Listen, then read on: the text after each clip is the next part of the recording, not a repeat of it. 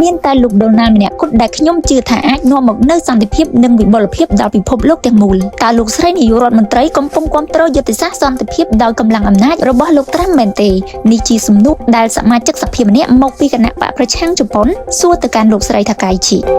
បន្ទាប់ពីត្រឡប់មកពីអាមេរិកវិញនៅថ្ងៃទី23ខែមីនានេះលោកស្រីថាកៃជីនាយករដ្ឋមន្ត្រីជប៉ុនបានពន្យល់នៅក្នុងសម័យប្រជុំសភាជាន់ខ្ពស់ថាសម្ដីដែលលោកស្រីបាននិយាយទៅកាន់ប្រធានាធិបតីត្រាំក្នុងកិច្ចប្រជុំកំពូលជប៉ុនអាមេរិកគឺថាមនុស្សដែលនាំមកនូវសន្តិភាពនិងសេចក្តីរុងរឿងទៅពិភពលោកមានតែលោកដូណាល់ប៉ុណ្ណោះគឺមានគោលបំណងសម្រាប់បង្ហាញការរំពឹងទុកលើភាពដឹកនាំរបស់អាមេរិកក្នុងការថែរក្សាសន្តិភាពអន្តរជាតិលោកស្រីបានបញ្ជាក់ថាសម្រាប់សន្តិភាពនិងសេចក្តីរុងរឿងនៃសហគមន៍អន្តរជាតិរួមទាំងតំបន់មជ្ឈមបូព៌ាវាជារឿងសំខាន់ណាស់ដែលអាមេរិកបង្ហាញភាពជាអ្នកដឹកនាំនិងមានតួនាទីស្ថាបនាជប៉ុនក៏បានគ្រប់គ្រងតាំងពីមុនហើយលើកនេះក៏បានប្រាប់ដោយផ្ទាល់ដែរនាយករដ្ឋមន្ត្រីជប៉ុនក៏បានបញ្ជាក់ថាក្នុងជំនួបជាមួយនឹងលោកដូណាល់ត្រាំលោកស្រីបានបញ្ជាក់ពីគោលបំណងគ្រប់គ្រងអាមេរិកក្នុងក្របខ័ណ្ឌសហការអន្តរជាតិដើម្បីឲ្យស្ថានភាពនៅអ៊ីរ៉ង់ស្ងប់ស្ងាត់ឆាប់ៗនិងសម្រេចបានសន្តិភាពនិងស្ថិរភាពនៅមជ្ឈមបូព៌ាទោះជាយ៉ាងណាការវាយប្រហាររបស់អាមេរិកនិងអ៊ីស្រាអែលទៅលើអ៊ីរ៉ង់មានការរិះគន់ថាអាចលំអៀងច្បាប់អន្តរជាតិសម្ដីរបស់នាយករដ្ឋមន្ត្រីស្រីរូបនេះ